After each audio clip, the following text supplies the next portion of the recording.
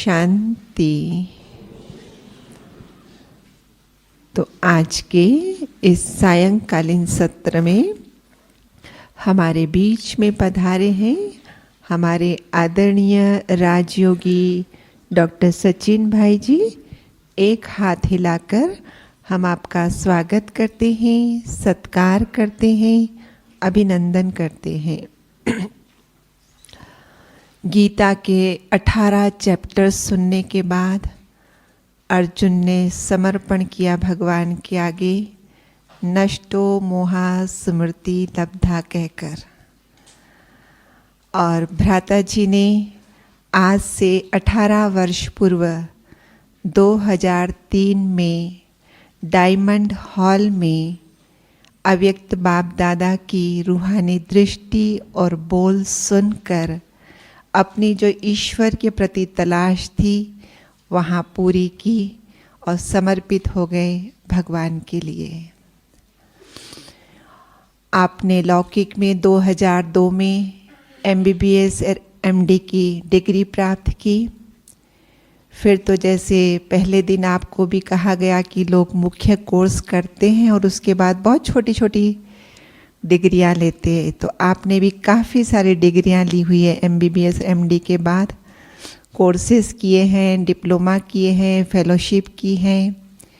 फिर हमारा मुंबई में जो हॉस्पिटल है BSES MG हॉस्पिटल, वहाँ पर करीब 3 वर्षों तक ICU में एज एन इंटेंसिविस्ट आपने अपनी सेवाएं दी है। उसके बाद कुछ समय हिंदुजा हॉस्पिटल में भी सेवाएं दी है और यहाँ माउंट आबू में 2010 से ग्लोबल हॉस्पिटल में सेवारत हैं। डिपार्टमेंट ऑफ मेडिसिन के हेड हैं आप, कंसल्टेंट फिजिशियन हैं, इंटेंसिविस्ट हैं। ये तो आपकी लौकिक क्वालिफिकेशंस हैं, लेकिन रूहानियत की क्वालिफिकेशंस अगर कहें तो बहुत ही, जैसे कहा कि अर्जुन ने एक बार समर्पण किया तो फिर जैसा आप कहेंगे वैसा ही हम करेंगे। आपको भी एक बार जब भगवान पर निश्चय हो गया, भगवान मिल गया, तो बहुत इस रूहानी मार्ग पर आते से ही चलती कला नहीं लेकिन उड़ती कला आपने अपना ली। न सिर्फ अपनी उड़ती कला बनाई, लेकिन ब्राह्मण परिवार को भी अपने संग से उड़ती कला में चलने के लिए प्रेरित किया है।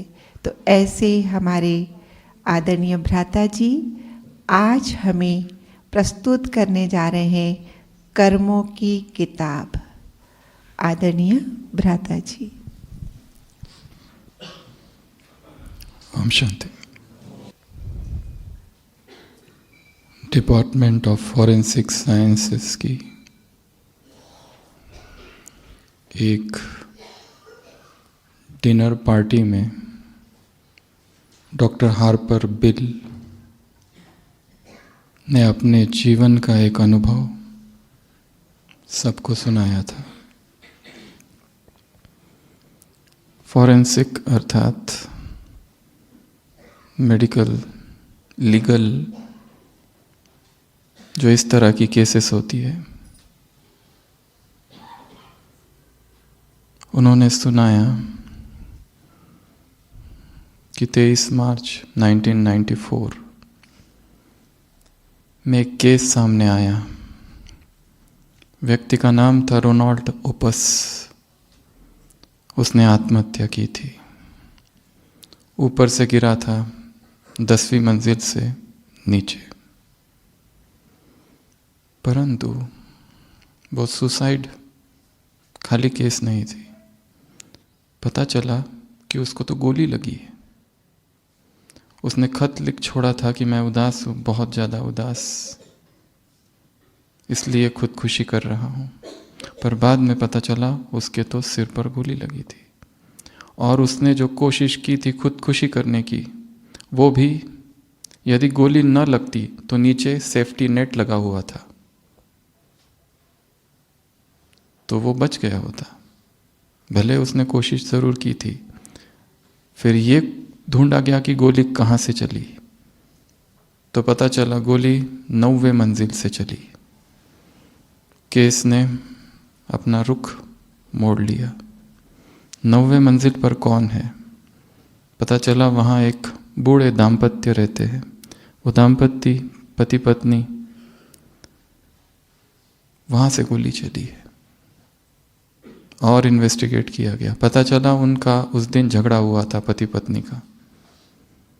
आगे पता चला कि पति ने, उसके पास रिवॉल्वर थी, अपने पत्नी को गोली मार दी, परंतु पत्नी हट गई और वो गोली जाकर रोनाल्ड ओपस को लग गई। अब ये सुसाइड नहीं, मर्डर केस था। उन दोनों की जांच पड़ताल हुई। पति ने कहा इस तरह तो हम हमेशा लड़ते रहते हैं और मैं अपनी पत्नी को ऐसे ही बंदूक दिखाकर, रिवॉल्वर दिखाकर हमेशा डराते रहता हूँ, पर हमारी बंदूक में कभी भी गोली नहीं रहती है। बंदूक हमेशा, पिस्तौल हमेशा खाली रहती है।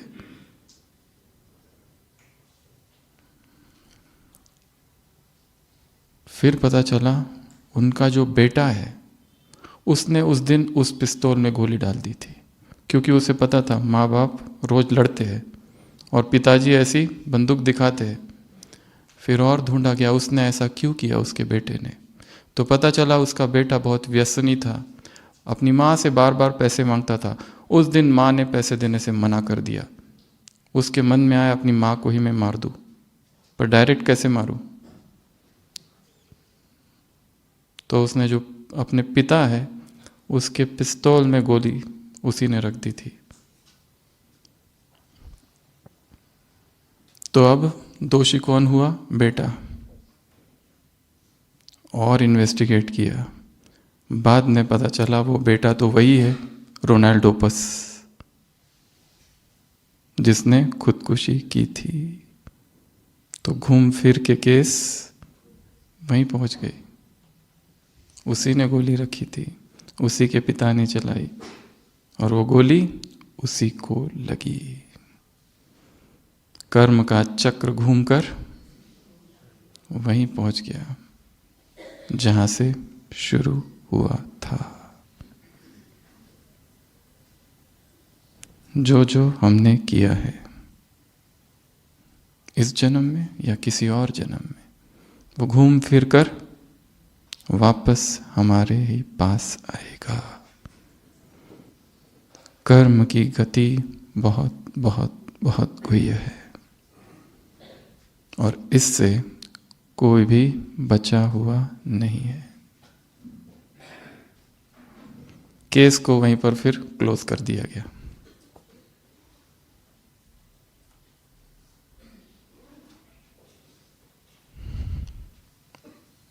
कर्म प्रधान विश्व करी राखा, जो जस करई तो तस फल चाखा। ये संसार कर्म प्रधान है। भगवान कर्म फिलॉसफी में इंटरफियर नहीं करता है। भगवान कर्म के डिपार्टमेंट में और प्रकृति के डिपार्टमेंट में इंटरफियर नहीं करता है। और कर्मों को समझना कि जो हो रहा है वो क्यों हो रहा है। हमारे साथ जो कुछ हो रहा है, मेरे साथ जो कुछ हो रहा है, जो कुछ आज सारे दिन भर हुआ, वो क्यों हुआ।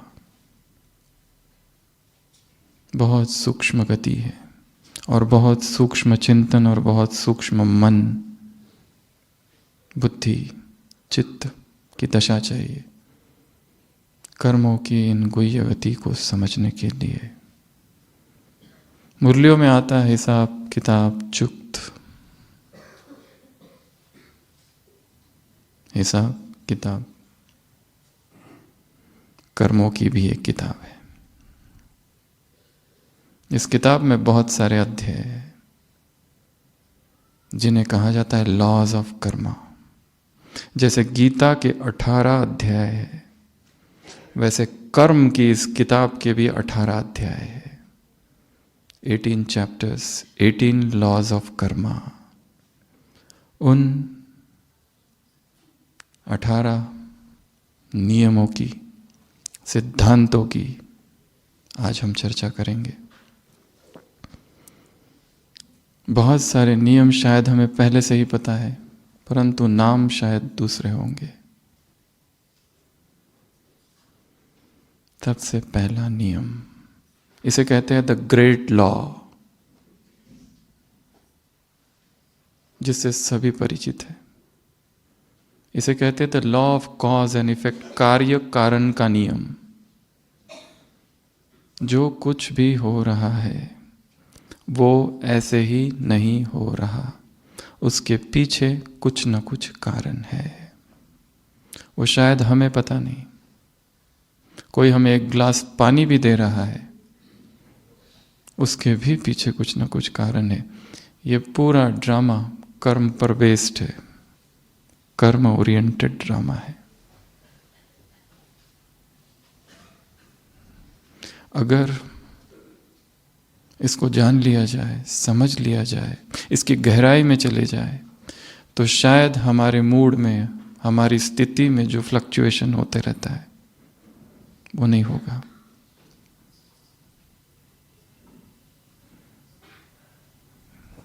थोड़ा सा इस ड्रामा से हटकर, दूर होकर इस ड्रामा को रोज देखना है। ड्रामा की जितनी पॉइंट्स हमें याद है, 24 घंटे में एक बार इस क्लास में आपको कुछ कुछ होमवर्क देंगे, जो वहां पहुंचने के बाद जहां आप रहते हैं करना है। 24 घंटे में एक बार ड्रामा की सारी पॉइंट्स याद करनी है, मुख्यतः नुमा शाम के योग के पहले। ढेर सारी पॉइंट्स है, सब जानते हैं, उसको रिवाइज नहीं करेंगे। जैसे ड्रामा एक्यूरेट है, ड्रामा में सभी एक्टर्स कैसे हैं? निर्दोष नहीं, संपूर्ण निर्दोष, सभी झगड़े समाप्त। इस ड्रामा में किसी का कोई दोष नहीं। रावण का क्या दोष? वो तो वही कर रहा है जो उसे कहा गया है। लक्ष्मण को गुस्सा आ रहा है, रावण इतना क्यों हंसता है जोर से? क्रोधित है रावण। सीता नाराज है रावण पर। ऐसा राम मंडली में दिखाई दे रहा है, रामलीला। थोड़ी देर के बाद पीछे तीनों बैठकर चाय पी रहे, रावण, सीता और लक्ष्मण।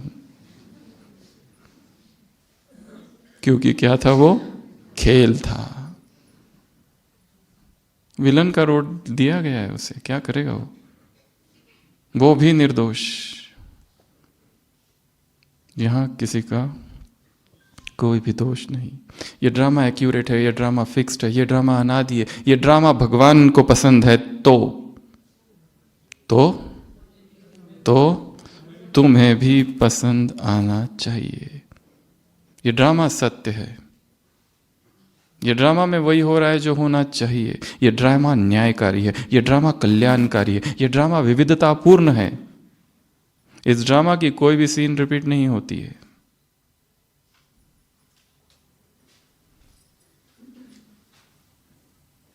कम से कम 20 पॉइंट्स है ड्रामा की। वो सारी पॉइंट्स लिखनी है, याद करनी है, और रोज शाम को नुमा शाम योग से पहले एक बार सारी पॉइंट्स तेजी से घुमाना है अपने मन में।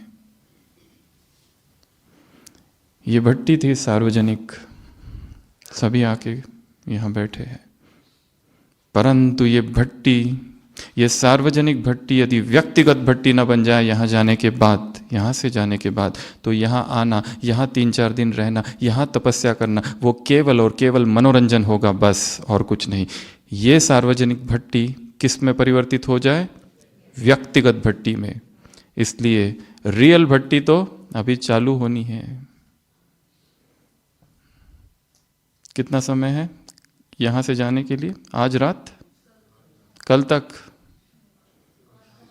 कल शाम तक, कल सुबह तक, किसी का कल सुबह, किसी का कल शाम, एक ही रात है, तो ये रात क्रांति की रात हो जाए। एक रात में बहुत कुछ हो सकता है। वो संस्कार, वो विकार, वो वीकनेस इतने लंबे समय से चल रही है, हमें तंग कर रहा है, सब कुछ कर लिया, वो एडिक्शन फिर भी नहीं जा रहा है। उस एडिक्शन पर, उस संस्कार पर, उस विकार पर 21 दिन की भट्टी हर एक व्यक्तिगत करेगा। उसका टॉपिक आज रात को, कल अमृत वेला सुबह 2 से 5 के बीच ऊपर से दिया जाएगा। यदि हम तैयार होकर बैठे तो रियल भट्टी कब चालू होगी? परसों से 21 डेज। टॉपिक, किसी को रोना बहुत आता है तो रोना प्रूफ देवी बनने का टॉपिक होगा उसका।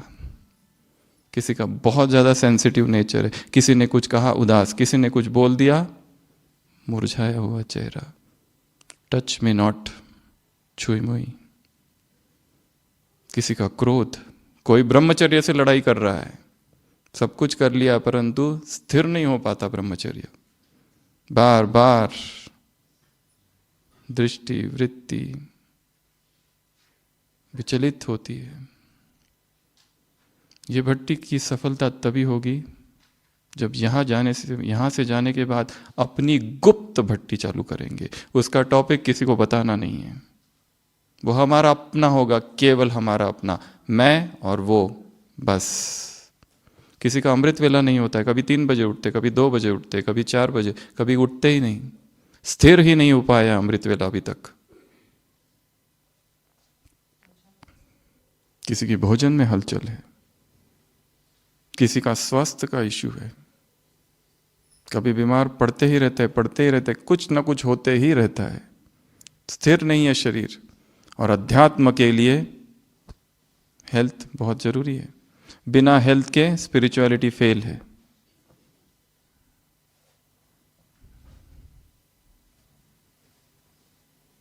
कर्म का first chapter, the great law, the law of cause and effect, कार्य कारण का नियम, जैसे करोगे वैसे भरोगे का नियम। As you sow shall you reap, इसे कहते हैं first law, the great law. कर्म का पहला सिद्धांत, कर्म की किताब का पहला चैप्टर। सब कुछ हमारे हाथ में है, हम डिसाइड करेंगे। ड्रामा बना बनाया नहीं है, मैं अपने ड्रामा का रचयिता हूं। 2 ड्रामा है, एक बड़ा ड्रामा, एक छोटा ड्रामा। जो बड़ा ड्रामा है वो बना बनाया है, उसमें सब कुछ फिक्स है। पर जो छोटा ड्रामा है, जो मेरे जीवन का ड्रामा है, जो सुबह सुबह चालू होता है, उसको मैं निर्धारित करूंगा आज क्या करना है। यहाँ आए, बहुत अच्छा, बहुत सारी ज्ञान की बातें सुनी, डिस्कस की, इस भूमि में आए, पता नहीं अगली बार यहाँ आ पाएंगे कि नहीं, कोई गारंटी से कह सकता है? कोविड चालू होने से पहले क्या क्या प्लानिंग बना रखी थी लोगों ने, कहाँ गई सब? खलास। हो सकता है यही अंतिम भट्टी है, हो सकता है इसके बाद मधुबन में कभी ना आए, इसलिए कहा कि ये रात क्रांति की रात हो। बहुत सो लिया, अब जागो। ऐसा संगठन मधुबन में शायद कभी ना मिल पाए। हो सकता है हम ही ना रहे, हो सके कि संसार की परिस्थितियां ही बदल जाए, हो सके यहाँ आए पर ऊपर ना आ सके, नीचे से ही आके निकल जाए। बहुत सारी संभावनाएं। इसलिए आशा है कि इस 3 दिनों में सब ने बहुत शक्तिशाली भट्टी की होगी। अगर नहीं की तो वहां जाने के बाद करना। ये जस्ट बैकग्राउंड है उस भट्टी का, स्टेज वो है, ये तैयारी थी बस।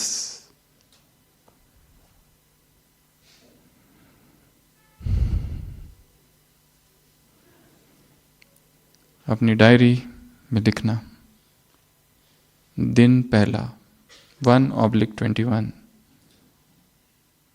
आज इस पर काम करेंगे। आज दूसरा दिन, आज इस पर काम करेंगे। तीसरा दिन, एक एक दिन गिनना है यहाँ से जाने के बाद। अगर जो लोग डायरी लिखते हैं, डायरी लिखना बहुत अच्छी बात है। जो नहीं लिखते वो यहीं से संकल्प करके जाएंगे कि रोज डायरी लिखेंगे। याद के चार्ट की बात नहीं कर रहे, दिनचर्या की डायरी शुरू करेंगे। रात को सोने से पहले आज क्या क्या किया, कितने बजे उठे, किससे मिले, क्या हुआ, मधुबन गए, मधुबन में हूँ, कहाँ हूँ, वो जगह का नाम। लास्ट में बाबा गुड नाइट। रोज की डायरी।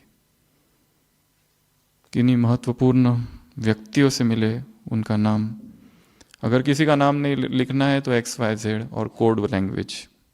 यदि डर है कि हमारी डायरी कोई ले ना ले, देख ना ले, तो युक्ति से लिखना है। पर किसी को क्या इंटरेस्ट। हम सोचते हैं बहुत महत्वपूर्ण है, लोगों को हम में इंटरेस्ट है। किसी को कोई इंटरेस्ट नहीं है तुम्हारी राम कथाओं में। ये हमें ही लगता रहता है बस हम महत्वपूर्ण है।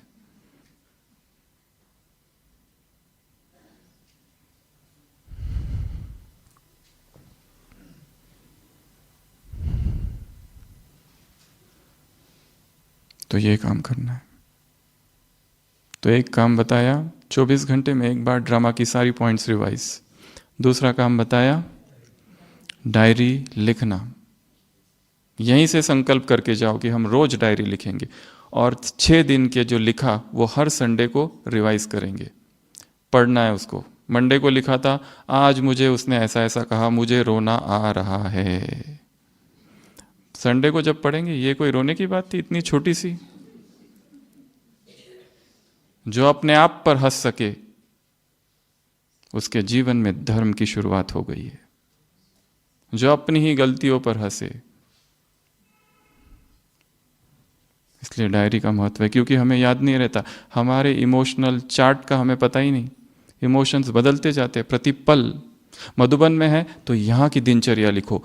इतने बजे उठे, फिर ये क्लास में ये पॉइंट थी, फिर यहाँ गए, फिर वहाँ गए। अभी स्थिति बहुत अच्छी है, बहुत पावरफुल स्थिति है, पॉजिटिव सब कुछ लिख रहे हैं। यहाँ से जाने के बाद कुछ निगेटिव होता है, वो निगेटिव भी लिखो, क्योंकि ये भी मैं हूँ और वो भी मैं ही हूँ। ये मेरे ही व्यक्तित्व के सारे हिस्से हैं। मैंने ही इतने रूप धारण किए हैं, मेरे ही साथ ये सब कुछ हो रहा है।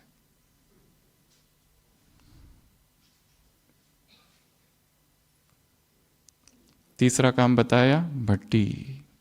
अपनी व्यक्तिगत भट्टी। टॉपिक कल सुबह 2 से 5 के बीच में भगवान देगा। केवल झोली खोल के बैठ जाना, वो देगा। किस पर करनी है? रोने पर, काम विकार सता रहा है, संबंधों में कड़वाहट है, द्वंद्व चल रहा है, जेलसी है, इंफीरियरिटी है, हीन भावना है, अपराध भाव है, मेरे से पाप हो गया, मेरे से पाप हो गया, मेरे से पाप हो गया, छूट ही नहीं रहे उससे, इतना गहरा चला गया है। पश्चाताप ही पश्चाताप। बाबा ने किसी मुरली में कहा है, पश्चाताप करने में भी टाइम वेस्ट नहीं करो। जो हो गया वो हो गया, बीती बातें हैं, पास्ट हर्ट, ट्रॉमा। किसी ने इतना दुख दिया, इतना दर्द दिया, इतनी पीड़ा कि उसको भूले नहीं भूल पा रहे, वो सता रहा है। किसी का स्वजन, पति, पत्नी, बच्चे शरीर छोड़ दिया, उसको भूल नहीं पा रहे। सारा पता है, आत्मा, परमात्मा, अमरता, सब कुछ दूसरों को सुनाने के लिए, पर स्वयं अंदर से दुखी है। आंसुओं को दबा के रखा है और आंसुओं के ढेर पर खुशियों के भवन खड़े किए हैं। क्यों? ये ब्राह्मण परिवार क्या कहेगा? अंदर दुख इतना है, आंसू है, अज्ञात आंसू। क्यों है पता नहीं, पर है। उस पर भट्टी करनी है। किसी संस्कार पर, कोई कमजोरी पर, कोई विकार पर, किसी एडिक्शन पर, कोई कमी पर, और ये हमारी अत्यंत व्यक्तिगत होगी। अगर नियम टूट भी जाता है फिर से चालू करो। सोचा ऐसा नहीं करेंगे और फिर भी हो जाता है, फिर से चालू करो। डी एडिक्शन की भट्टी, social media, social detox, media detox की भट्टी, दिन रात लगे हुए हैं इंटरनेट पर, टाइम भी टाइम वेस्ट। सीरियल देख रहे, मूवीज देख रहे, ट्रेलर्स देख रहे, क्रिकेट मैच देख रहे, स्पोर्ट्स में बिजी है, चैनल्स में बिजी है, पोस्टिंग में बिजी है, ये पोस्ट वो पोस्ट। ये कुछ भी एडिक्शन ना बन जाए। बंधन है, कोई व्यक्ति से ही लगा हो गया है, वो भी ज्ञानी, हम भी ज्ञानी, ज्ञानी ज्ञानियों में लगाओ, उस पर काम करना है। तो ये 3 बातें हुई। 24 घंटे में ड्रामा की सारी पॉइंट्स रिवाइज। वो पॉइंट्स कौन कौन सी है पहले तो वो अलग से लिखो या बैठकर चर्चा करो, और क्या क्या हो सकता है, बहुत सारी पॉइंट्स है, डायरी और भट्टी। दूसरा नियम कर्म के सिद्धांत का, कर्म की फिलॉसफी का, कर्म की किताब का दूसरा अध्याय, लॉ ऑफ क्रिएशन।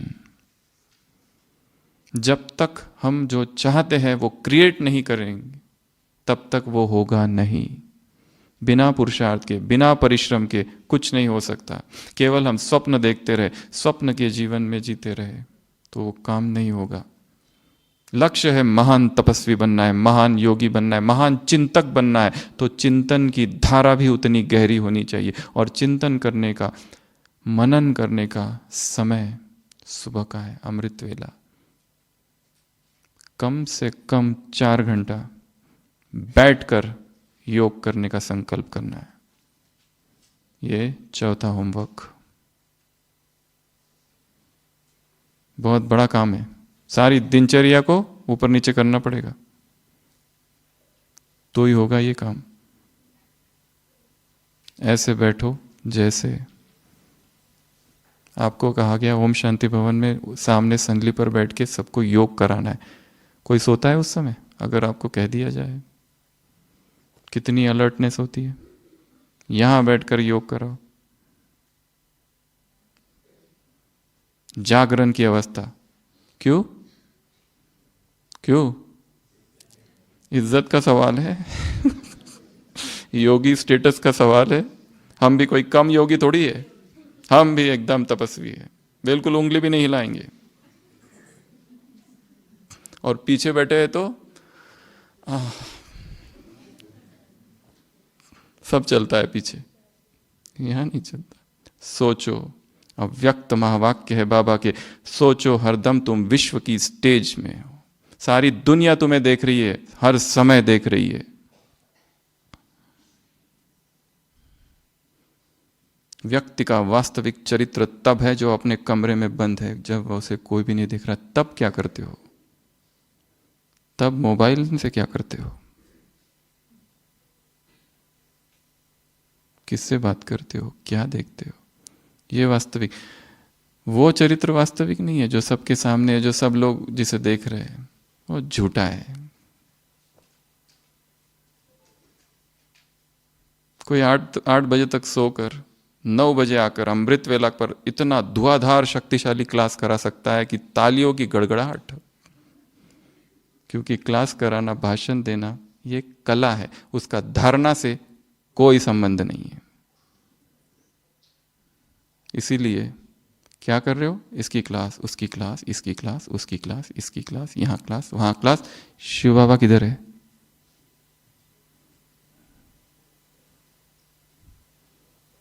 खुद का चिंतन खुद करना है। बहुत सुन लिया, सुनो, थोड़ा सुनो, चिंतन ज्यादा करो। सुनो, दूसरी बार सुनो, तीसरी बार सुनो। एक और काम दे रहे हैं सबको, नेक्स्ट होमवर्क। दादियों की यज्ञ की जितनी क्लासेस है, इतनी बार सुनो, इतनी बार सुनो कि बाय हार्ट हो जाए। उस कालखंड में प्रवेश करो, 36, 46, 40s, 50s में, क्या उन्होंने अनुभव किया। अभी ज्ञान और क्लासेस की बाढ़ आई है, पर अनुभव खो गए हैं। अनुभव इतना सस्ता नहीं है कि मीडिया पर मिल जाए। अनुभव के लिए तपस्या चाहिए, त्याग चाहिए, छलांग चाहिए अज्ञात में, तब अनुभव होता है। ब्रह्मा कुमार, ब्रह्मा कुमारी जीवन अर्थात असुरक्षा में प्रवेश। कुछ पता नहीं, निकल पड़े हैं आगे, क्या होगा, कैसे होगा। बीमार पड़ेंगे तो कोई देखेगा कि नहीं देखेगा, कोई चिंता नहीं, वो है, वही सब कुछ करेगा। बीमारी में क्या होगा, बुढ़ापे में क्या होगा, कूद गए हैं, छलांग लगा दी है, a jump into the unknown. इसकी अपनी भट्टी कर सकते। एक महीना दादी जानकी की जितनी क्लासेस है पूरी करो। एक महीना गुलजार दादी ने जो कुछ कहा है, और वो सुनते सुनते उस आवाज में जो प्यूरिटी है, उस प्यूरिटी को कैच कर लो, उस प्यूरिटी के प्रकंपन को कैच कर लो। ज्ञान तो हमारे पास बहुत है, वो जो सुनाने वाले हैं वो भी पता है, उसके लिए नहीं सुन रहे। सुन किसके लिए रहे? Akashic records. अंग्रेजी में शब्द है आकाशिक रिकॉर्ड्स। ध्वनि का कभी भी नाश नहीं होता है। जो हम अभी बोल रहे, ये इस आकाश में सेव्ड रहेगा, सीडी में। महात्मा गांधी ने जो कहा था, अव्यक्त बाप दादा ने इसी हॉल में बैठकर जो कुछ कहा है, वो सब कुछ इस हॉल में सेव्ड है। यदि हमारा मन बुद्धि इतनी सूक्ष्म हो जाए, अव्यक्त मुरलियां हमारे हृदय में प्रकट होगी, फिर पढ़ने की भी आवश्यकता नहीं।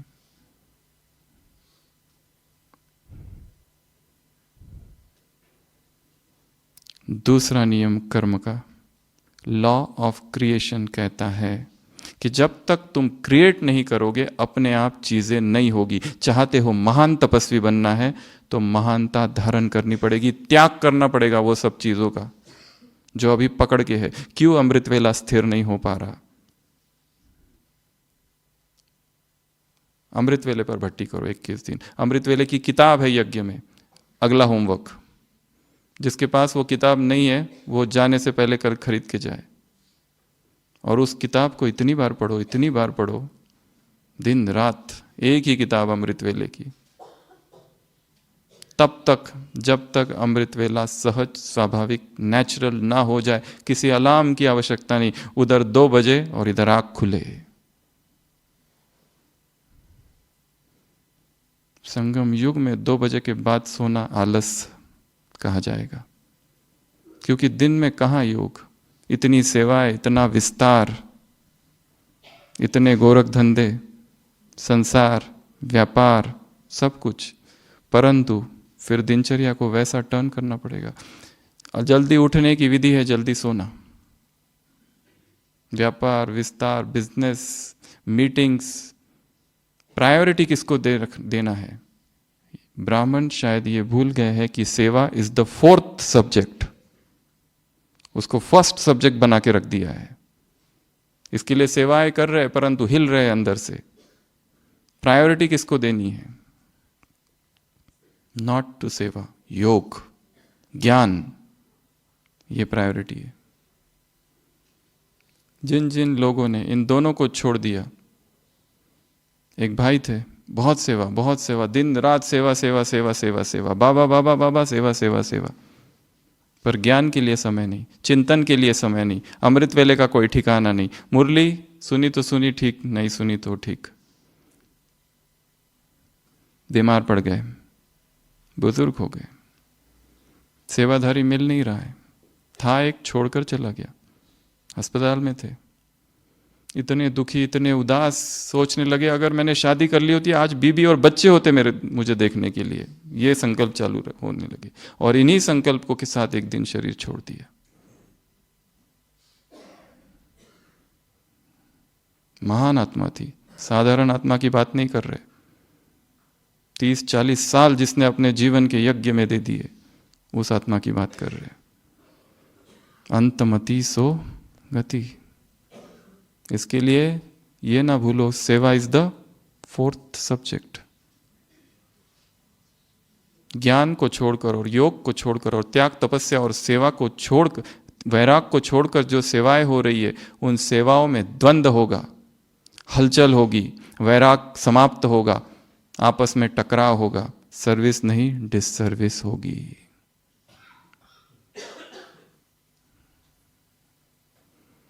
क्रिएट करना पड़ेगा, त्याग करना पड़ेगा, ये लॉ ऑफ क्रिएशन है। कर्म का तीसरा नियम, लॉ ऑफ ह्यूमिलिटी, अर्थात स्वीकार करो, जो कुछ हो रहा है उसे स्वीकार करो। ब्रह्मचर्य खंडित हो रहा है, 50 साल का जीवन जिसमें प्यूरिटी रही पर अब खंडित हो रहा है, अब इसको भी स्वीकार करो। स्वयं के हर रूप को स्वीकार करो, पहला। दूसरों को स्वीकार करो जिनके साथ हम हैं, उनके स्वभाव को भिन्न, बाबा ने कहा वन वन की काठी है। हर एक व्यक्ति वैसा नहीं हो सकता जैसा मैं चाहता हूं, हर व्यक्ति वैसा नहीं हो सकता है, मेरे अनुसार नहीं चल सकता है वो। उसका अपना स्वभाव है, उसके अपने तरीके हैं, उसकी अपनी संस्कृति है जहाँ से वो आया है, उसकी अपनी हैबिट्स है, एडिक्शंस है, टेस्ट है। हो सकता है वो ज्ञान में इतना अच्छा नहीं है पर योग में बहुत अच्छा है। हो सकता है वो वक्ता नहीं है परंतु धारणाएं तुमसे बहुत आगे है। हो सकता है ना ज्ञानी है ना योगी है पर स्थूल सेवा में उसका कोई सानी नहीं। हर आत्मा, हर ब्राह्मण आत्मा अलग है, केवल यूनिक नहीं है, मास्टरपीस है, उत्कृष्ट कलाकृति। जैसा वो है वैसा और कोई भी नहीं। भगवान ने चुना है उसको, पूरे गांव में कोई भी नहीं था, उसको अकेले को चुनकर इस यज्ञ में लाया है, तो वो साधारण कैसे हो सकता है? असाधारण है। ज्ञान में आने से पहले हम भक्ति में गाया करते थे, बाबा भगवान मुझ निर्गुण हारे में कोई गुण नहीं। और ज्ञान में आने के बाद इन निर्गुण हारों में बाबा, ये जो परिवार है ना तुम्हारा, इनमें कोई गुण नहीं है। और एक दूसरा, बाबा हमने तुमको पुकारा था द्वापर से, ये कहां से आ गए बीच में? साथ साथ ये भी आएंगे, ये तो इनको तो पुकारा ही नहीं था हमने। कहा था कभी किसी ने प्रभु तेरा परिवार साथ में आ जाए? ये परिवार, बाबा आप बहुत अच्छे हो पर ये परिवार थोड़ा खतरनाक है। ब्राह्मण आत्माओं के लिए ब्राह्मण परिवार एग्जामिनेशन हॉल है, इसको अपनी डायरी में लिख के रखो। ब्राह्मण आत्मा के लिए ब्राह्मण परिवार ही एग्जामिनेशन हॉल है और एक एक ब्राह्मण आत्मा पेपर है। जिसको हमने कोर्स कराया, जिसको हमने सेंटर पर योग सिखाया, जो रोज सेंटर पर आता है, जिसको हमने मुरलियाँ सुनाई, जिसका हाथ पकड़कर मधुबन में लेके आए, 4 धाम दिखाए, बाबा से मिलाया, सब कुछ किया, आज वही हमारा दुश्मन बना बैठा है। वही पेपर बन गया। ये कन्या अभी अभी आई, ये बालक अभी अभी आया तो एकदम निरागस, निष्पाप, निर्विकार। अब तो उसके हाथ में तलवार ही रहती है दिन रात। सारे हिसाब किताब, ब्राह्मणों के हिसाब किताब ब्राह्मणों के द्वारा ही चुकतू होंगे, लौकिक के द्वारा नहीं, संसार की आत्माओं के द्वारा नहीं। जहां हम रहते हैं, हमारे जन्म जन्म के शत्रु ही हमारे व्हाट्सएप ग्रुप में है।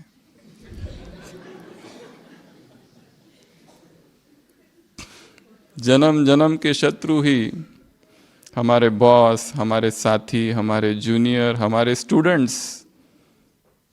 ये नहीं समझना इनको जिनको हम मुरली सुना रहे कितने अच्छे से सुन रहे हैं, वाह वाह, पर ये सब वही है जिनके साथ हमारा बहुत गहरा हिसाब किताब है। अब समझ नहीं आ रहा ये हमारे साथ ऐसा क्यों करते हैं। हम कितने अच्छे हैं, हम किसी की निंदा नहीं करते, पर ये हमारी निंदा क्यों करता है। किसी जन्म में हम भी कोई राजा हुए होंगे, वो भी कोई राजा, हमने आक्रमण कर दिया उसके राज्य पर, तहस नहस कर दिया, सबको मार दिया। कभी हम जमींदार हुए होंगे, उसकी पूरी जमीन हड़प ली उस किसान की, बेचारा परिवार तड़प तड़प के मर गया, वही किसान तुम्हारा बॉस इंचार्ज बनकर आया है, छोड़ेगा क्या? नहीं छोड़ेगा। लॉ ऑफ ह्यूमिलिटी अर्थात एक्सेप्टेंस, स्वयं को स्वीकार करो, दूसरों को स्वीकार करो, भगवान को अपने जीवन में स्वीकार करो, इस ब्राह्मण परिवार को स्वीकार करना है, प्रकृति के तत्व जो खेल दिखा रहे उसे भी स्वीकार करना है। चौथा, लॉ ऑफ ग्रोथ। यह नियम कहता है कि परिस्थितियां कैसी भी हो, your growth is higher than circumstances. तुम अपना विकास किसी भी परिस्थिति में कैसे भी अनुकूल प्रतिकूल वातावरण में कर सकते हो। और पुरुषार्थ अनुकूल वातावरण में नहीं किया जाता है, कब किया जाता है? प्रतिकूल, सब विरोध में है, वहां पर पुरुषार्थ होता है, वहां पर लगन आती है। सब कुछ अच्छा है, सब कुछ हाँ बहुत बढ़िया है, वहां कोई आग ही नहीं है, वहां कोई लगन ही नहीं है। बाबा बांधेलियों को क्यों याद करता है इतना? क्योंकि बाधा है, इसलिए लगन है, इसलिए नो कंप्लेंट्स। ना स्थान बदलेगा, इसको भी लिख के रखना है अपनी डायरी में, ना स्थान बदलेगा, ना व्यक्ति बदलेंगे, ना परिस्थिति बदलेगी, तुम्हें ही बदलना है। और कोई सोचे कि मैं ये स्थान बदल देता हूं, ये सेवा केंद्र, ये स्थान, ये ऑफिस, ये डिपार्टमेंट चेंज कर देता हूं, यहां एक रावण है, वहां 10 खड़े हैं, ये फिर भी चित्त परिचित सा रावण है। इसके स्वभाव संस्कार को हम जान चुके, अभी 10 साल 20 साल से इसी के साथ है। अब पता नहीं नया जो जाएंगे उसके साथ एडजस्ट करने में पता नहीं कितना साल लग जाएगा।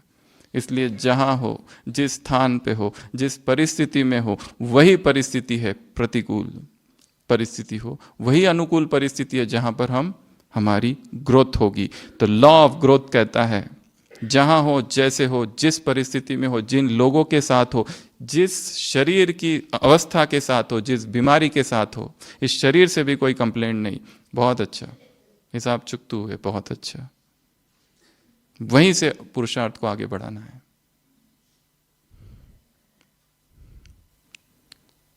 Law number 5, law of responsibility, जिम्मेदारी का नियम। जो कुछ हो रहा है उसका जिम्मेदार मैं हूं,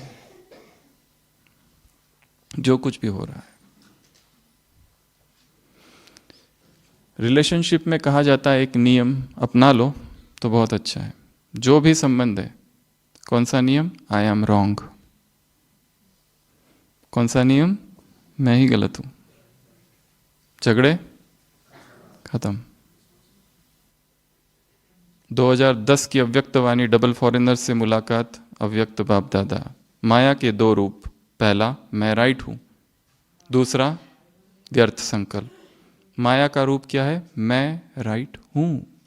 पहले स्वीकार करो ये कि मैं राइट हूं, फिर बात करेंगे। ये माया है।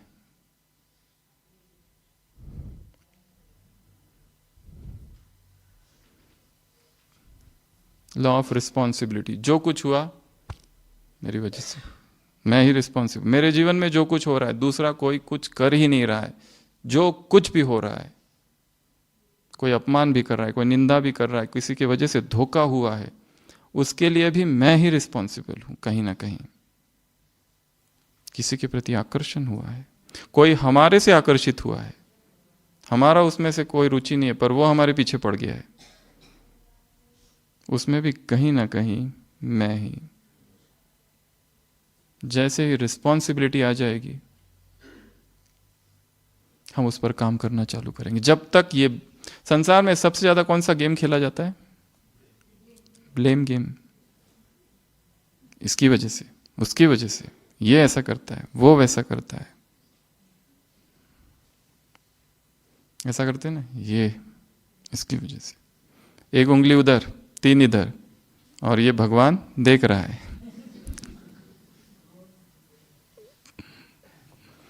Stop the blame game. बचपन में हमारे माँ बाप ने हमको ये सिखाया नहीं, अब तक बोलते ही रहते। हमको ट्रेनिंग ही अच्छी नहीं मिली, नहीं मिली तो अब लो। सब कुछ स्टार्ट नाउ, भूल जाओ इसमें उम्र कितनी है, कितने वर्ष हुए, सब भूल कर नए से सब कुछ चालू करना है। I begin now. अब तक नहीं किया पुरुषार्थ, अब चालू करो। अब तक नहीं किया मुरलियों का चिंतन, टोटल अव्यक्त मुरलियां है 1068, 1068, 69 से लेके 2070 जब तक अव्यक्त बाप दादा। कितने हैं यहां पर जिन्होंने सारी अव्यक्त मुरलियां पढ़ ली है? एक भी नहीं छूटी। हमने मुरलियां पढ़ी नहीं और हमारे जीवन में परिस्थितियां आती है, हम बाबा को कहते हैं बाबा ये आउट ऑफ सिलेबस है। ऐसा कैसे हो गया? ऐसा भी होता है क्या? बाबा कहेगा गो एंड रेफर अव्यक्त मुरली 1976 पेज नंबर दिस में मैंने ये पहले ही कहा है। तुमने पढ़ा नहीं, तुमने एडमिशन लेट ली है, स्कूल चालू होगी जनवरी में, तुम आ रहे हो मार्च में, एग्जाम तो सबकी दिसंबर में ही है। तो जो लेट एडमिशन वाले हैं उनको पहले पुराना सारा कोर्स करना पड़ेगा, पढ़ना पड़ेगा। अगला होमवर्क, रोज एक अव्यक्त मुरली का अध्ययन। अपनी एक नई सीरीज चालू करो, 70, 76, 78, 79, कोई भी एक सीरीज ले लो, कोई भी एक ईयर ले लो। जो जिसका बर्थडे है ना वो वाला ईयर से चालू कर दो 86, 96 जो भी, वहां से अपनी एक सीरीज चालू करो, रोज एक अव्यक्त मुरली। और अव्यक्त मुरली पढ़ने का समय अमृत वेला के तुरंत बाद, ताकि वो बुद्धि में बैठे अच्छे से। खाली पढ़ने से कुछ नहीं होगा, अंदर जाना चाहिए वो। एक एक वाक्य भगवान के फिलॉसफी है, डीप साइकोलॉजिकल उसमें छिपी हुई है। पीएचडी का थीसिस का टॉपिक है एक एक वाक्य। कितना कम समय रह गया और हम कर क्या रहे? ज्ञान फर्स्ट सब्जेक्ट है और हम संतुष्ट हैं। हमने मुरली सुन ली, हमारी प्रेजेंटी लग गई, क्लास में गए, मुरली क्लास में बैठे, डायरी खोली, मीठे बच्चे, प्रश्न उत्तर, डायरी बंद, डोलना चालू, बीच में झुटका, फिर एकदम से मीठे मीठे सिकी लदे, फिर से डायरी ली। पॉइंट नंबर 1, पॉइंट नंबर 2, वरदान, स्लोगन, डायरी, आज का कारोबार पूरा हुआ, अब कल देखेंगे। कुछ कुछ माताएं अपनी डायरी सेंटर पर ही छोड़कर जाती है, कल मिलेंगे। सेंटर से बाहर चप्पल पहनते पहनते महावाक्य गया, घर पहुंचते पहुंचते प्रश्न उत्तर गया, नाश्ता बनाते बनाते वरदान सार गया, नाश्ता खाते खाते वरदान गया, काम पर जाते जाते दूसरे काम करते करते स्लोगन गया, शाम होते होते सब कुछ गया। शाम को कोई पूछता आज की मुरली कैसी थी? बहुत अच्छी। क्या था वो मत पूछो, बस बहुत अच्छी थी बोल दिया ना। पहले तो आते नहीं और फिर पूछते हो कैसी है? दादी जानकी का क्लास बहुत अच्छा था, कहाँ थे तुम? आना चाहिए था तुमको। क्या था वो मत पूछो।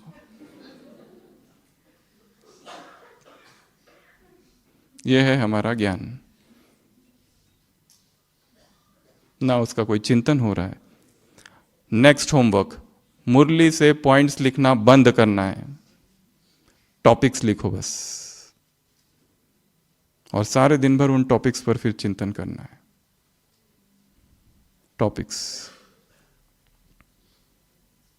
टॉपिक निकालना है मुरली से। फॉर एग्जाम्पल,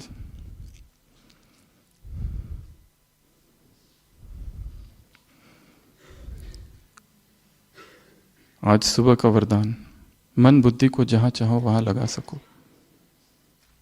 हम अपनी डायरी पर टॉपिक्स नोट करते जाएं। मन बुद्धि की एकाग्रता, टॉपिक लिख के छोड़ दिया। बीच में टॉपिक आया, बाप आए हैं तुम सबको ले जाने, return journey, next topic, topic लिख दिया, अपने टॉपिक खुद बनाओ, छोड़ दिया। ऐसे 4, 5, 6 टॉपिक लिख दिए। अब सारे दिन भर उन टॉपिक्स पर चिंतन करना है। आज ही कहा ना बाबा ने, नोट्स निकालो और उस पर चिंतन करो। आज सुबह की साकार मुरली, नोट्स निकालो, चिंतन करो। लिख लिया, पॉइंट्स बहुत लिख ली, डायरिया पता नहीं कितनी भर गई होगी। कौन ऐसा होगा जो पुरानी डायरी खोल कर देखता है? कभी नहीं, बहुत कम। हमको क्या चाहिए? ताज़ा माल चाहिए। कोई अगर कहे कि ये कल की मुरली तो बिल्कुल देखने की इच्छा नहीं है। आज की दो, आज की ताज़ा ताज़ा, और एक बार पढ़ लिया फिर काम हो गया, संतुष्टता हो गई, हमने मुरली पढ़ ली, बहुत अच्छा, हम चल रहे हैं। डर डर के कर रहे हैं ताकि कोई ये ना कह दे तुम मर तो नहीं गए ज्ञान से, इसलिए जा रहे हैं क्लास में।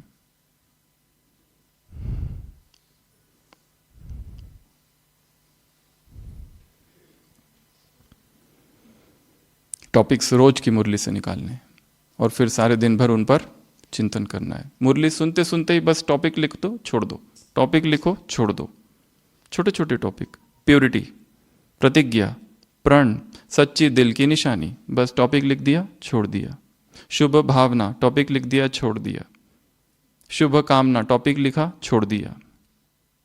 अब उस पर सारे दिन भर काम करना है। फिर काम महाशत्रु है। क्यों शत्रु है? आदि मध्य अंत दुख देता है। कौन सा आदि, कौन सा मध्य, कौन सा अंत?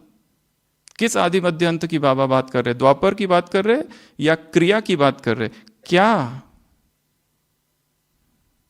ये है? क्या ये दुनिया कांटों का जंगल है? क्यों? चिंतन, चिंतन, चिंतन, चिंतन। केवल मुरली पढ़ने से कुछ नहीं होगा, मुरलियां लिखने से कुछ नहीं होगा। क्या करना है? उन पर चिंतन। सोचना अर्थात अव्यक्त महावाक्य बाबा के, सोचना अर्थात तैरना पानी में ऊपर ऊपर, मछलियां हाथ में आएगी बस। डूबना अर्थात मनन करना, चिंतन, तब जाके हीरे मोती रत्न हाथ में आएंगे, नहीं तो नहीं। डूबना पड़ेगा। पिबत राम रस, मुरली वो बिन गुठली और बिन छिलके का आम है, त्यज्य कुछ भी नहीं।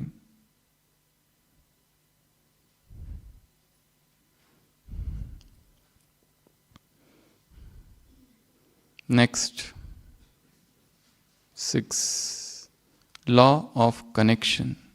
इस संसार में जो कुछ हो रहा है सब घटनाएं आपस में जुड़ी हुई है।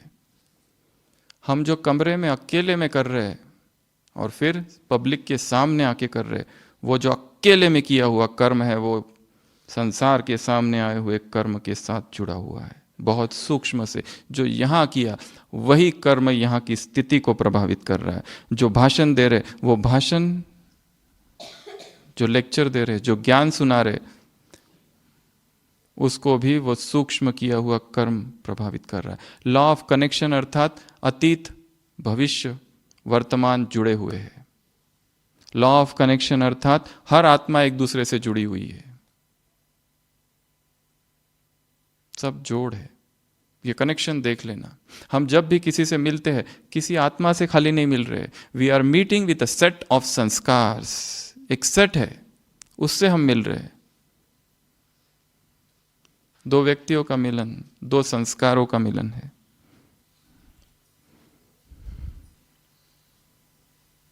कैच करना है, समझना है इसको, इस कनेक्शन को समझना है।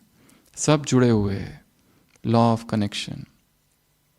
अगला law of focus, 7th law of focus अर्थात मल्टीटास्किंग को थोड़ा कम करना है। यदि किसी भी चीज में सफलता चाहिए, योग में सफलता चाहिए, मोबाइल को बंद करो, अलग कर दो उसको, थोड़ी देर के लिए साइलेंट कर दो। डिस्ट्रैक्शंस जहां होंगे वहां पर एकाग्रता नहीं है। टाइम, अगला होमवर्क, टाइम वेस्टर्स और एनर्जी ड्रेनर्स की लिस्ट निकालनी है। मेरे जीवन में सबसे ज्यादा टाइम वेस्टर क्या है? फोन कॉल्स, मैसेजेस, बातें, इसकी चर्चा, उसकी चर्चा, ये करूं, वो करूं। What are the time wasters? ये सब टाइम वेस्ट कर रहे हैं मेरा। उसकी एक अपनी लिस्ट बनानी है, व्यक्तिगत लिस्ट। लॉ ऑफ फोकस, मुरली पढ़ना है तो ऐसे पढ़ो कि जब अब मुरली के अतिरिक्त कुछ है ही नहीं। मुरली सुनने बैठो तो ऐसे सुनो जैसे इसके अतिरिक्त अभी कुछ भी नहीं है, मैं वही हूं, मन बुद्धि वही है जहां है। एक का भोजन करो तो ऐसी एकाग्रता से भोजन करो कि दूसरा फिर कोई और ख्याल नहीं। इतनी एकाग्रता, हर चीज में एकाग्रता। अभी मुरली भी चली थी लास्ट संडे, एकांत और एकाग्रता। बीच बीच में घड़ी घड़ी थोड़ा थोड़ा एकांत चुराना है, जमा करना है मौन को। जब तक जीवन में मौन नहीं, एकांत नहीं, अंतर्मुक्ता नहीं, अध्यात्म में कोई गति नहीं है। ऊपर से व्यक्ति बहुत अच्छी सेवाएं करते हुए दिखाई दे रहा है, सब कुछ दिखाई दे रहा है, अंदर से रिक्तता है, खालीपन है। और ब्राह्मणों को आकर्षण विकारों का नहीं है, फिर भी विकारों की तरफ क्यों आकर्षित होते? एक्चुअली आकर्षण विकारों का है ही नहीं, वो अंदर जो खालीपन है उसे भरने की कोशिश कर रहे हैं। जो रिक्तता है, जो एम्प्टीनेस है, जो स्पिरिचुअल डार्कनेस, एम्प्टीनेस आ गई है, वैक्यूम क्रिएट हो गया है। क्या करे, कैसे भरे इस वैक्यूम को? इसलिए उसकी तरफ आकर्षित होते। बाकी उन विकारों में, उन देह में कभी किसी का भी आकर्षण नहीं था, क्योंकि देवकुल की सभी महान आत्माएं हैं। आकर्षण कैसे हो सकता है? विकारों में जरा भी रस नहीं है। रस किसमें है? वो रिक्तता भरने में। और वो रिक्तता ना अमृत वेले से भरी जा रही है, ना योग से भरी जा रही है, सारे दिन भर सेवाओं में इतना व्यस्त है। वो रिक्तता कहीं ना कहीं है, उसको आइडेंटिफाई करना है। तो एनर्जी ड्रेनर्स, टाइम वेस्टर्स, ये बहुत बड़े बड़े काम है, जीवन भर के काम है। अगला नियम, लॉ ऑफ गिविंग। 8वां नियम, देना। अपने घर में देखो कौन कौन सी ऐसी वस्तु है जो एक्स्ट्रा है। किचन में चक्कर लगाओ, अमृत वेला, देखो कितनी सारी चीजें जमा करके डब्बे डुब्बे में भर भर के रखी है। छोड़ दो, दान दे दो। जूते देखो कितने हैं, कपड़े देखो कितने हैं, साड़ियां देखो कितनी है, कितनी व्यर्थ की साड़ी, इतनी स्थूल चीजें इतनी इतनी जमा कर रखी है। जाने दो, और आ जाएगी, अपने आप आ जाएगी। होर्डिंग नेचर, जिन्हें स्थूल चीजें एकत्र और संग्रह करने का स्वभाव है, उनके अंदर लोभ वृत्ति प्रकट होती है, अपरिग्रह। दादी जान की हॉस्पिटल में आए थे, बर्थडे सेलिब्रेशन था, कभी इतनी सारी गिफ्ट सब ने दिए, ये दिया, वो दिया, वो दिया, ये दिया, दादी दादी दादी। दादी ज्ञान सरोवर गए, हम दादी से मिलने गए थे, देखा दादी सब बांट रही है वहां पर।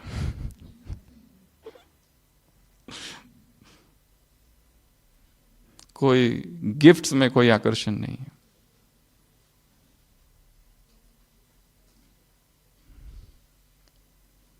कितना जमा करके रखा है। गिविंग, देने में बहुत सुख है। ये तो स्थूल बातें हो गई, सूक्ष्म तो बहुत कुछ है देने जैसा, वो सभी जानते हैं क्या क्या है। अगला, law of change. 9th, law of change. जो कुछ अभी चल रहा है, जो कुछ अभी हो रहा है, सब बदल जाएगा। हमें लगता है हम बहुत अच्छे हैं, सब कुछ ठीक चल रहा है, पर ये परिस्थितियां बदल जाएगी। सब कुछ अनित्य है, अनित्य है, अनित्य है, अनित्य है, अनित्य है। कुछ भी लंबा नहीं चलने वाला। आज हिसाब किताब चल रहा है, जैसे जीवन और मरण की यात्रा है, वैसे हिसाब किताब का भी A to Z है। वो भी एक यात्रा, एक दिन खत्म होगी। ये बीमारी चल रही है शरीर की, ये भी समाप्त हो जाएगी। शायद हम ही कारण है इसको रोक के रखे हुए हैं। लॉ ऑफ चेंज, चेंज होगा। एक संसार में एक ही नियम, एक ही चीज स्थिर है, और वो है चेंज। सब बदल रहा है, सब।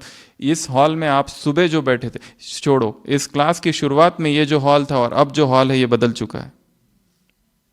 प्रतिपल सब कुछ बदल रहा है। यहां के वाइब्रेशंस बदल गए। ये लग रहा है कि ये माइक वही है, ये वो माइक वही नहीं है, बदल गया। ये शरीर भी बदल रहा है, सब कुछ बदल रहा है, सब कुछ प्रतिपल बदल रहा है। उस बदलाव को देखना है, उसके अनित्य स्वभाव को देखना है और उससे वैराग लाना है। नहीं तो हमारा आकर्षण हो जाता है, जहां हम रहते हैं उससे आकर्षण हो जाता है, मोह हो जाता है। एक व्यक्ति था, उसके पास कुत्ता था, बहुत प्रेम था उसे कुत्ते से। उसे विदेश जाना था कुछ सालों के लिए, उसने अपने पड़ोसी को कुत्ता दे दिया, तुम संभालो। उस पड़ोसी ने उस कुत्ते की बहुत अच्छी देखभाल की, बहुत अच्छे से संभाला। ये व्यक्ति वापस आया, मेरा कुत्ता, ये लो तुम्हारा कुत्ता, दे दिया, संभाला बस, कोई आकर्षण ही नहीं, कोई मोह ही नहीं उसमें। ये भी नहीं जैसे हॉस्पिटल में कोई नर्स होती है, पीडियाट्रिक वार्ड में, बच्चों के अस्पताल में नर्स काम करती है, 50 बच्चे हैं वहां, सबकी देखभाल करती है, परंतु उसे पता है ये मेरे नहीं है। पर इसका मतलब ये नहीं है कि वो देखभाल नहीं करती, सबका केयर करती है, सब कुछ करती है, पर उसे पता है इनमें से मेरा उधर है घर पे अनासक्त। वैसे ही ये संसार, ये लोग, ये परिस्थिति, ये सारे मित्र संबंधी, सब कुछ ऐसा नहीं इनसे भाग जाना है, प्रेम करना है, पर ऊपर ऊपर से करना, थोड़ा ऐसे हाथ भिरा देना ऊपर ऊपर से।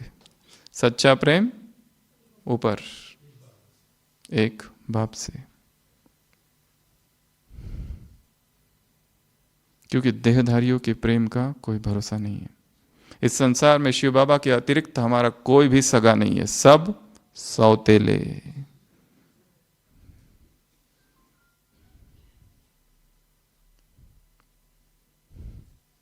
प्रभु प्रेम पर भट्टी की जा सकती कि बाबा से हमारा प्रेम कैसे बढ़े, क्या करे।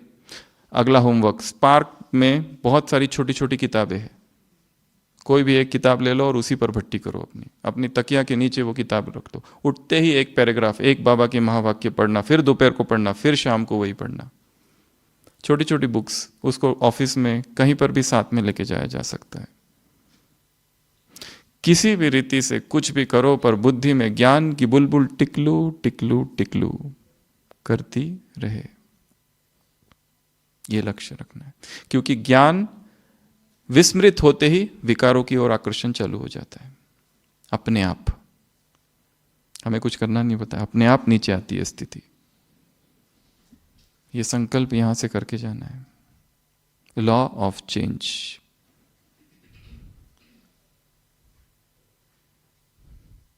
अगला, law of here and now, अभी वर्तमान में जीना है। अगर हम यहां पर बैठते हैं तो हमारा आधा मन किधर जाता है, अतीत में या तो भविष्य में, बस वर्तमान छोड़कर सब जगह भटकता है।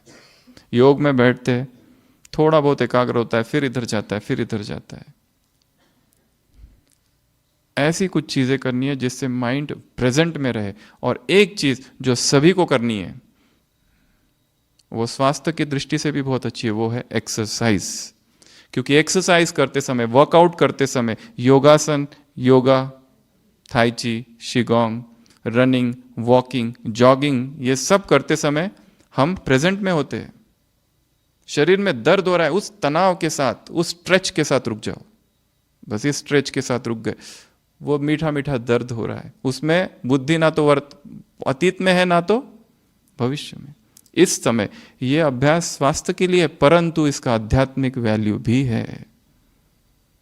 जो लोग एक्सरसाइज नहीं करते, वो बीमारियां तो होगी, वो दूसरी बात है, पर एक hormone, happiness hormones, oxytocin, dopamine release होते हैं ब्रेन से, और वो करते ही एक अजीब सी ऊर्जा रहती है सारे दिन भर। हमारा एक एक जॉइंट एक एक चक्र है, 7 चक्र कहते हैं, परंतु एक एक जॉइंट एक एक चक्र है। And body loves to move, energy loves to move. इस हाथ की एक्सरसाइज करो, एनर्जी वहां दौड़ेगी। इस जॉइंट की एक्सरसाइज करो, एनर्जी यहां दौड़ेगी, और ऊर्जा का प्रवाह होगा। ऊर्जा अबाध, निर्बाध शरीर में दौड़ती रहेगी। और शरीर में जब ऊर्जा होगी, अपने आप, जैसे आत्मा जो कुछ करती है शरीर को प्रभावित करता है, अगर मन कुछ, शरीर कुछ करे तो आत्मा को भी प्रभावित करेगा। इसके लिए वर्तमान में जीना, इस पल में जीना, अर्थात डेली या नेक्स्ट होमवर्क, कितना मिनट एक्सरसाइज करेंगे?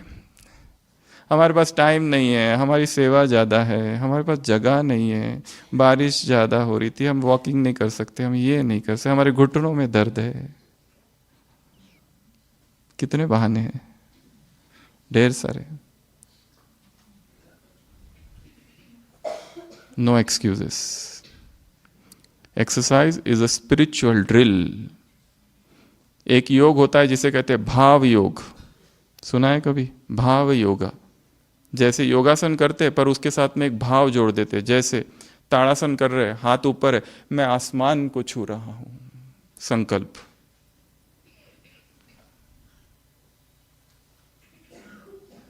कोई भी आसन करो उसके साथ एक स्वमान जोड़ दो तो वो योग भी हो जाएगा। और बाबा की किरणें मुझ पर आ रही है, बस ऐसे ही हाथ करके स्टे कितना देर रह सकते हो, जब तक दर्द ना होने लगे, इसमें ऐसे ऐसे कांपने ना लगे, फिर नीचे करो। ऊर्जा मेरे हाथों में आ रही है। एनर्जी शॉवर, अपने पूरे शरीर को एनर्जी से भरना है रोज। एनर्जी शॉवर, ये भी एक ड्रिल है। 11 law of patience and reward. 11वां कर्म का सिद्धांत, 11वां कर्म की नियमावली में, कर्म की किताब में, कर्म की बुक में जो चैप्टर है वो है लॉ ऑफ पेशेंस। सब कुछ कर लिया, अब शांति से बैठो। सेवा की ना, फल आएगा, रुक जाओ। क्या हुआ क्या हुआ क्या हुआ? शांत। हमने जो भी सेवाएं की है, जो भी अच्छे कर्म किए शिव बाबा, ऊपर सब कुछ जमा हो गया है। ये संसार के लोग रिकॉग्नाइज करे न करे, इससे कोई लेना देना नहीं है। एक्नॉलेज करे न करे, क्यों हमें दिखावा करना है? जितना जो गुप्त है उतना शक्तिशाली है। झाड़ की जड़ें गुप्त रहती है। अगर जड़ों को संकल्प आ गया, हम बाहर आ जाए, बाहर आते ही लकड़हारा आके काट कर लेके चला जाएगा।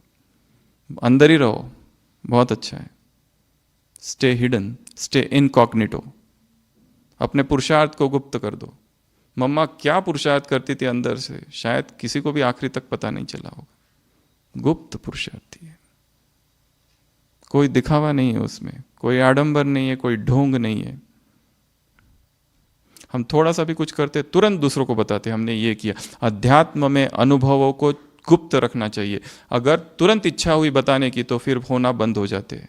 हाँ, वो दूसरी बात है, सेवाओं के अनुभव सबको सुनाना यज्ञ के रीति रसम में है, वो अलग। पर जो सूक्ष्म अनुभव है तुरंत बता देते। आज मुझे बाबा से एकदम ये टचिंग हुई, बता दिया, अब आगे टचिंग होना बंद हो जाएगी। सूक्ष्म टचिंग है वो, अत्यंत सूक्ष्म टचिंग हुई है। बाबा का आदेश आया है मुझे कि अब चुप हो जाओ, चुप हो जाओ, मौन।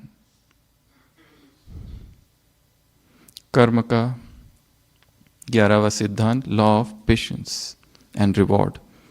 धैर्य धारण करो, शांत, सब कुछ होगा। कर्म करो और भूल जाओ, कुछ पता नहीं क्या किया, कैसे किया।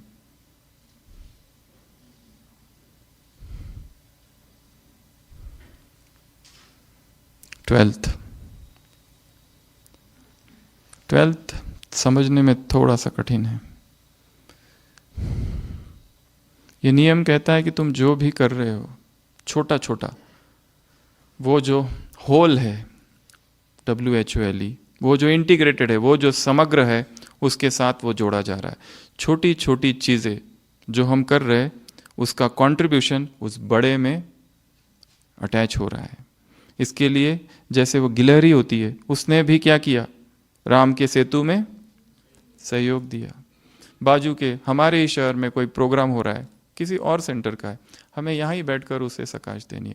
और एक काम, रोज अमृत वेला ये 3 धामों का चक्कर लगाना है, पांडव भवन, ज्ञान सरोवर, शांतिवन। और क्या करना है, ऊपर से फरिश्ता रूप में आके नीचे जो भट्टियां चल रही है, उन भट्टी में आए हुए सभी ब्राह्मणात्माओं को प्रभु प्रेम की किरणें देना है, शक्तियों की किरणें देना है, पवित्रता की किरणें देना है। यहाँ से जाने के बाद ज्ञान सरोवर में भी भट्टियां चालू है, शांतिवन में भी चालू है और यहाँ भी चालू है। इनके प्रति भी सूक्ष्म कंट्रीब्यूशन करना है। जैसे उस भट्टी में मैं हूं और मैं ऊपर भी हूं, सकाश उन सबको।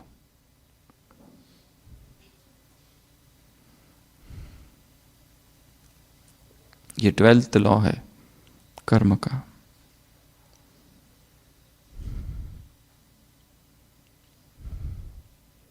इसे कहते हैं लॉ ऑफ इंस्पिरेशन।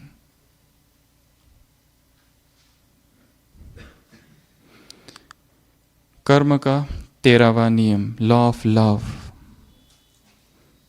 जिसे शब्दों से नहीं जीता जा सकता, उसे हम किससे जीतेंगे? प्रेम से। कोई हमसे कैसा भी व्यवहार करे, प्रेम में वो शक्ति है, वो पावर है। एक पत्नी थी, उसका पति उससे बिल्कुल ढंग से बात नहीं करता था, बहुत रूठा रूठा रहता था, अपमान करता था। वो किसी व्यक्ति के पास जाती है, कहती है मैं क्या करूं, कैसे इनको ठीक करूं?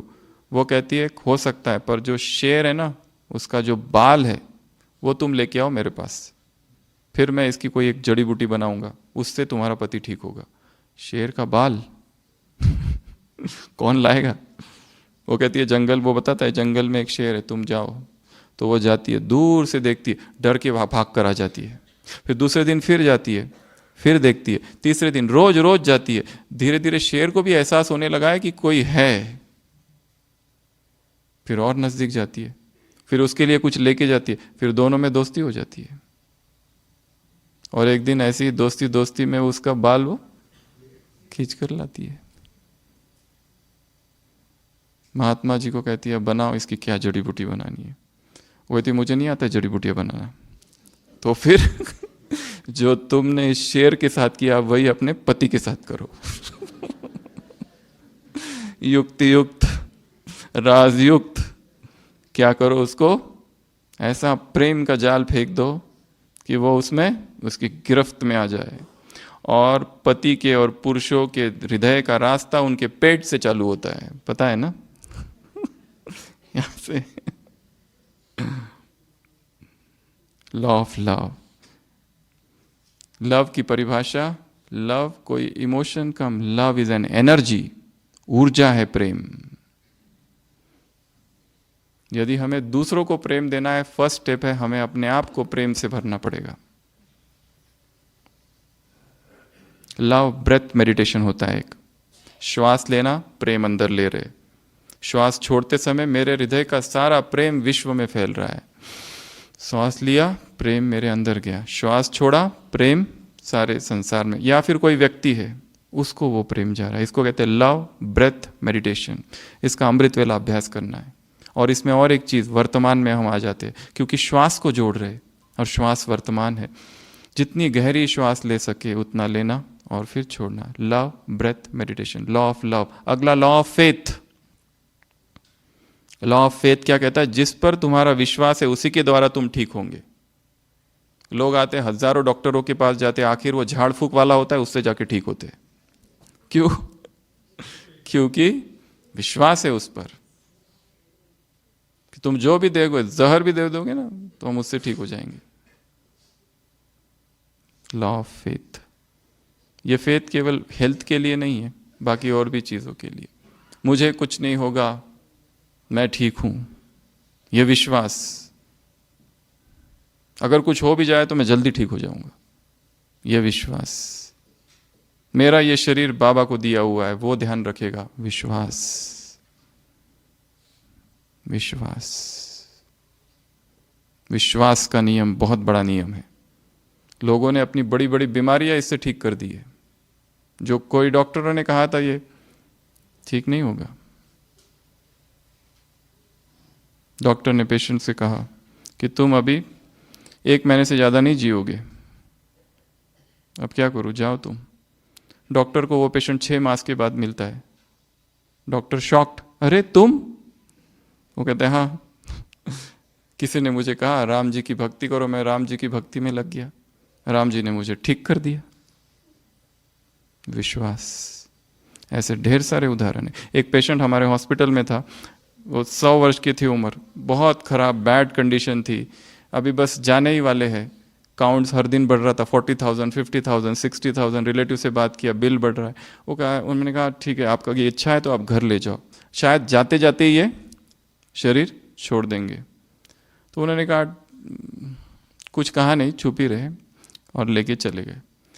हमने कहा ये तो गया होगा। 1 महीने के बाद फोन आया, डॉक्टर साहब पिताजी को सिरदर्द हो रहा है। व्हाट? सिरदर्द? कोई दवाई बताओ। अभी है क्या? हाँ वो तो ठीक हो गए। क्या किया? कुछ भी नहीं किया। विश्वास। किया तो जरूर होगा कुछ। लोगों का विश्वास है, अजीब हो, जितनी ट्रीटमेंट अजीब व गरीब होगी उतनी ज्यादा वो काम करती है।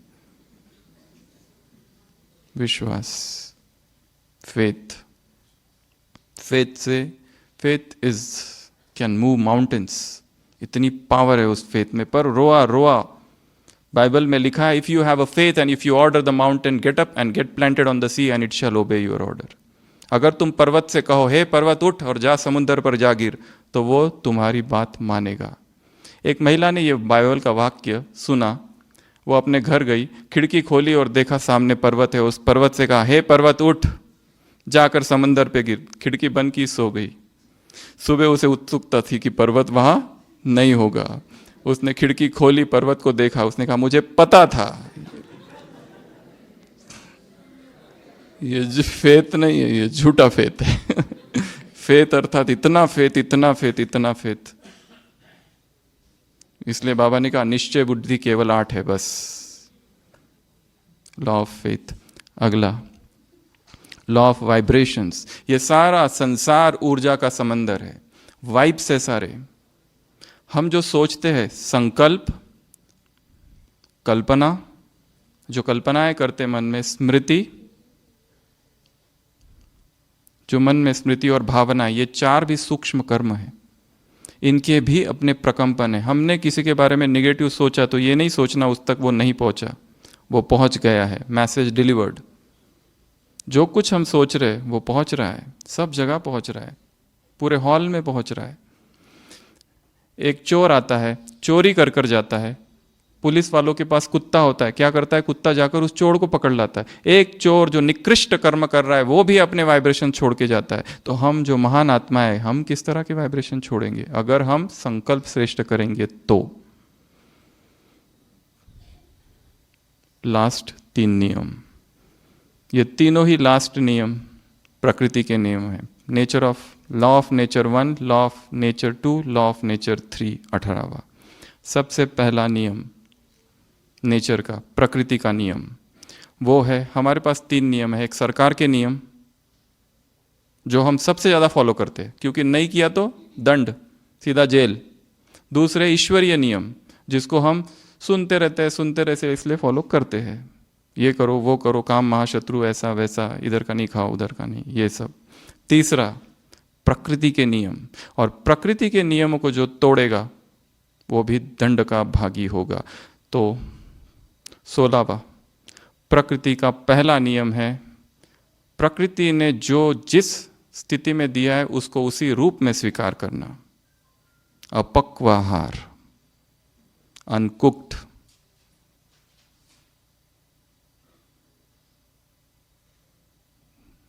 जैसे ही कोई चीज को आग में डाला वो सत्व तत्व सब नष्ट हो जाता है। इसलिए चाहे कोई भी हो, ऊपर से नीचे तक, जिसने भी प्रकृति का, नेचर्स फर्स्ट लॉ, जिसने भी इस रूल को तोड़ा वो दंड का भागी होगा, और दंड होगा शरीर की बीमारियां।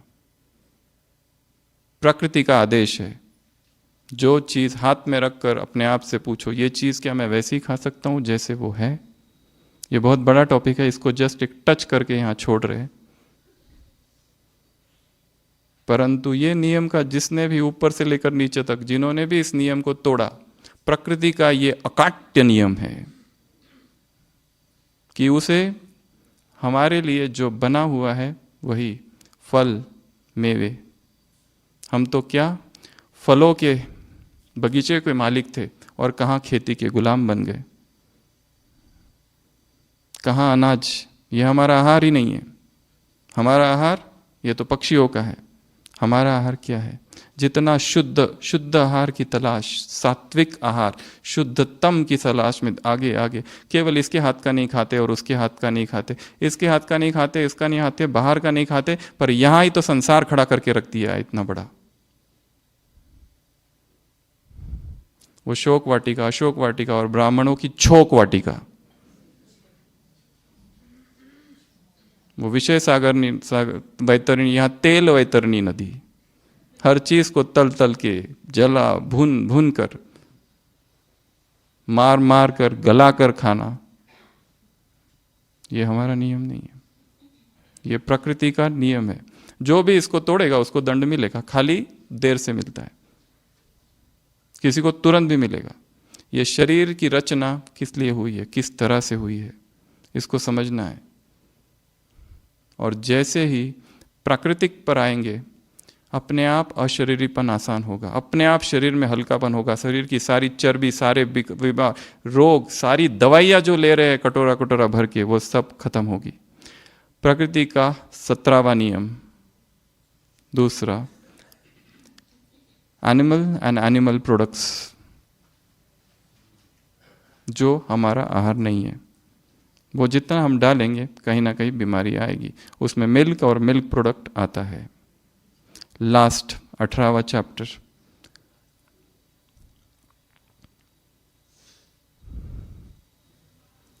भक्ति में कहावत है, शिव भगवान ने नंदी को धरती पर भेजा भोजन के रूल समझाने के लिए कि भोजन वालों, धरती वालों को बताओ 1 बार खाना है, 3 बार जाना है। पर वो नंदी ने घोटाला कर दिया, उल्टा कर दिया, 3 बार खाना और 1 बार जाना। और तब से सारी बीमारियां चालू हुई। इसलिए अंतिम लास्ट रूल 18th, जो कर्म के सिद्धांत में ये 3 प्रकृति के नियम डाले, इंटरमिटेंट फास्टिंग। हमारी दिनचर्या में 24 घंटे में अपने शरीर को भूखा रखने की आदत डालनी है, तभी स्वास्थ्य आएगा। लंघनम परम औषधिम, सारी बीमारियों का एक ही इलाज है, न खाना न पीना, कुछ समय तक शरीर को रिसेट। इस पर अभी नोबेल प्राइज मिला है एक डॉक्टर को जापान के, उसको कहते हैं ऑटोफेजी। जब शरीर 16 आवर फास्टिंग में रहता है डेली, तो अपने आप ऑटोफेजी चालू होती है। जैसे कंप्यूटर फॉर्मेटिंग होता है, वैसे शरीर में चेंजेस होने लगते हैं, जो डेड सेल्स है वो सारे निकलने लगते हैं। मिनिमम एकदम 16 पर नहीं जाना है, 12 से चालू करना है। 12 पर ग्रिप आ गई तो 14 पर, 14 पर ग्रिप आ गई फिर 16 पे रुक जाना है। Every day 16 hour dry fast जितना हो सके, नहीं कर सकते तो लिक्विड्स, जूसेस। ये करते ही केवल शरीर में परिवर्तन नहीं होगा, पूरे विचारों में परिवर्तन होगा। हम कहते हैं जैसा अन्न वैसा मन, इसके भी आगे की स्टेज है। जो अन्न है वही मन है।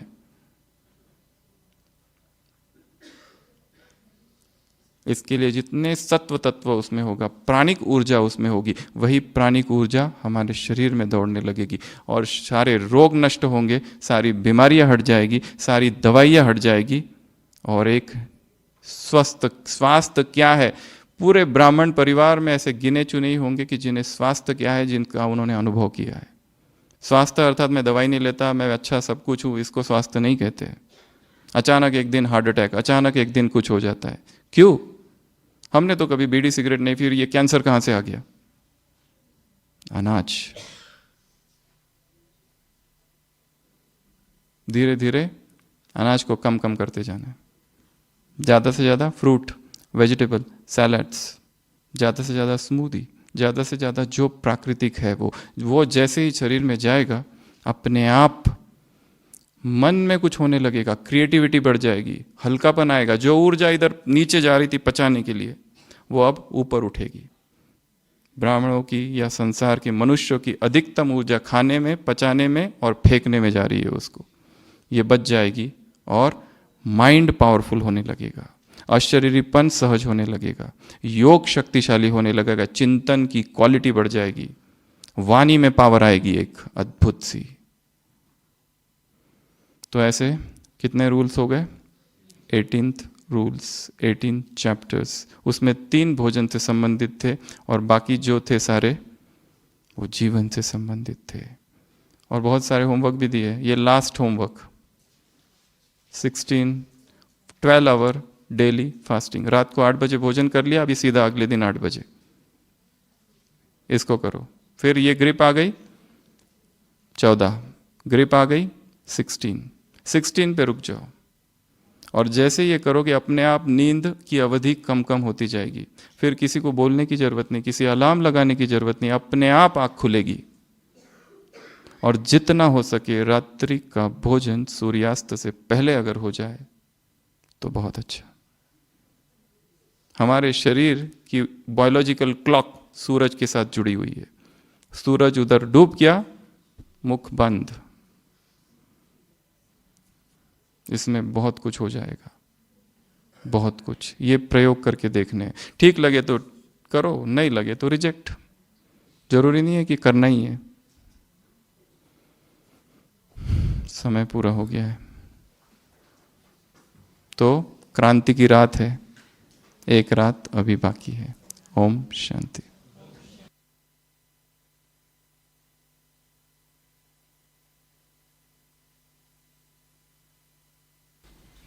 तो कानों के कपाट खोलने वाले और अध्यात्म मार्ग पर तेजी से